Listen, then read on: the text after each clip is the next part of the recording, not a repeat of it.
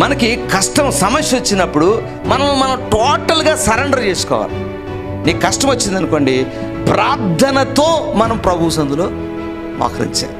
రెండవ సమస్య వచ్చినప్పుడు ప్రార్థనతో చుట్టుముట్ట. ఎరుకో గోడలు దాటి జయించాలంటే వారి వలన కాదు. కష్టం అనే గోడ మన ముందు ఉన్నప్పుడు అది కూలిపోవాలంటే స్తుతి ప్రార్థన తప్ప ఇక ఏది కాదు.